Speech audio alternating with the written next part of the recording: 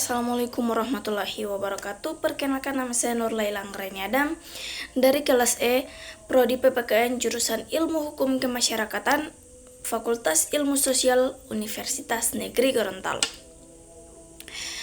Pada video kali ini, saya akan menjelaskan materi tentang bagaimana impact gerakan non-blok terhadap dunia internasional pada masa itu.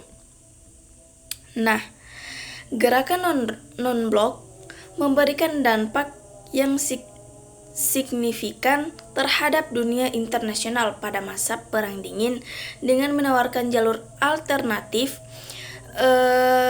di luar pengaruh blok barat, barat dan blok timur atau Uni Soviet. Dampak tersebut meliputi aspek politik, dekolonisasi, dan ekonomi yang dijelaskan secara detail. Yang pertama, menjaga stabilitas dan meredakan ketegangan global. GNB berfungsi sebagai penyangga antara dua negara adidaya AS dan Uni Soviet, sehingga membantu meredakan ketegangan Perang Dingin dengan menganut prinsip netralitas dan tidak berpihak pada aliansi militer maupun seperti NATO atau Pakta Warsawa. GNB mengurai potensi konflik langsung antara kedua non-blok tersebut di negara-negara berkembang. Nah, yang kedua, mendorong proses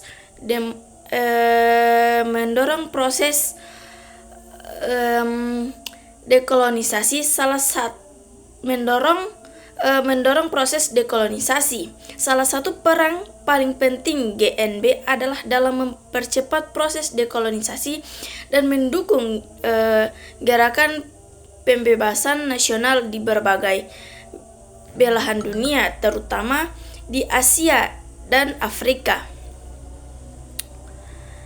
GNB menjadi forum bagi negara-negara yang baru merdeka untuk menyuarakan aspirasi mereka demi penentuan nasib sendiri dan menentang segala bentuk imperialisasi dan kolonialisme. Yang ketiga, yaitu memperkuat kedaulatan negara berkembang.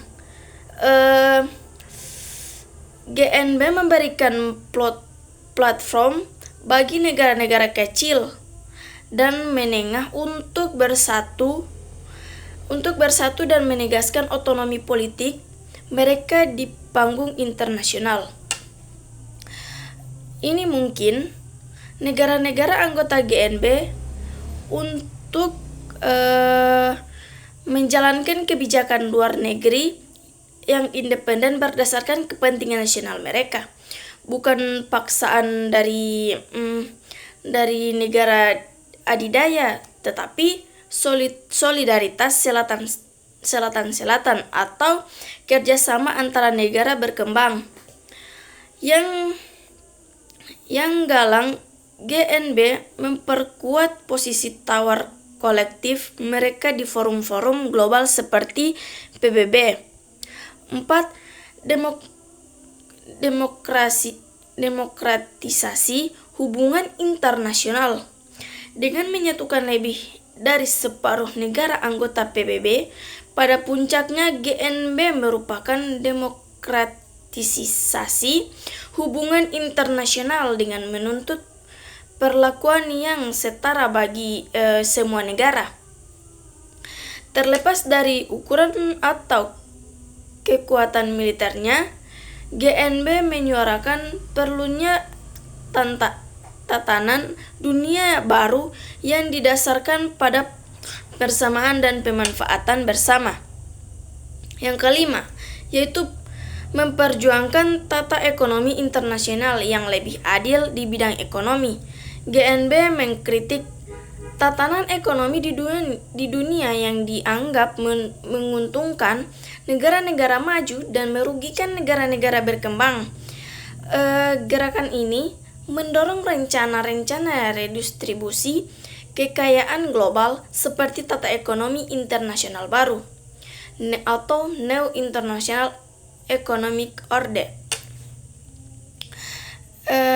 yang meskipun tidak separuh terwujud, menempatkan isu pembangunan ekonomi negara berkembang, pengentasan kemiskinan, dan lingkungan hidup sebagai agenda kepentingan global. Nah, yang keenam, ruang untuk kerjasama ekonomi dan teknis.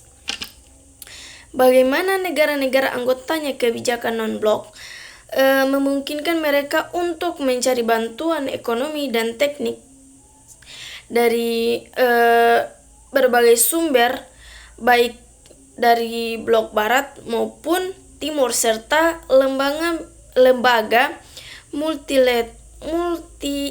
sebagai multilateral tanpa terkait pada kewajiban aliansi politik atau militer tertentu.